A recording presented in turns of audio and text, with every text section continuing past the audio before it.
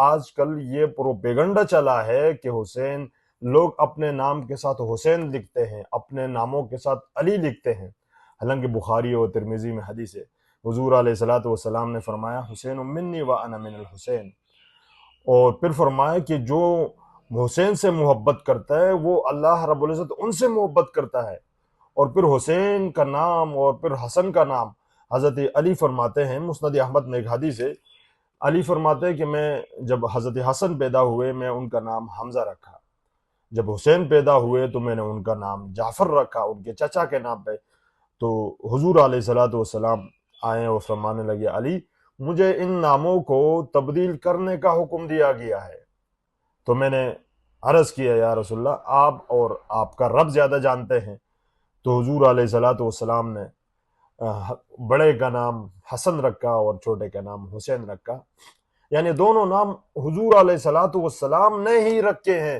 لیکن یہاں ایک مولانا صاحب عاشرہ فاروق حسین میں، جہاں پر ہم تو سمجھتے تھے کہ عاشرہ فاروق حسین میں جس طرح حضرت عمر کے فضائل بیان ہوتے ہیں اس طرح حضرت امام حسین کے بھی فضائل بیان ہوں گے، لیکن ہم نے دیکھا کہ اس میں کچھ اور بتایا جاتا ہے عوام کو۔ میں آپ لوگوں کو بتانا چاہتا ہوں کہ آپ لوگوں کا اہل بیت سے بغض ایک تو آپ کے ایمان کی بربادی کا سبب ہے، دوسرا تسنن کا تشیع کی طرف جانے کا سبب ہے۔ آپ لوگوں کو یہ درس دیتے ہیں عاشرہ فاروق حسین میں کہ آپ جو ہے نا علی کے نام پہ نام نہ رکھیں، یہ پروپیگنڈا ہے، آپ حسین کے نام پہ نام نہ رکھیں، وہ نام جن کو حضور علیہ الصلوۃ والسلام نے خود منتخب فرمایا۔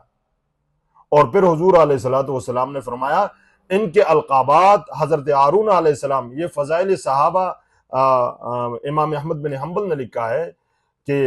حضور علیہ الصلوۃ والسلام نے شبر و شبیر جو ان کے القابات حضرت حسنین کو عطا فرمائی، یہ حضرت ہارون علیہ الصلوۃ والسلام کے بیٹوں کے نام تھے۔ آج یہ رویہ دیکھیں آپ، تبھی تو لوگ جو ہے نا سنیت سے نکل رہے ہیں، اس لیے کہ آپ یہاں بغض جو آپ کے اندر ہے اہل بیت سے وہ بتایا جا رہا ہے، آپ لوگوں کو وہ سمجھاتے ہیں۔ میں اسی طرح بے شمار احادیث مبارکہ ہیں،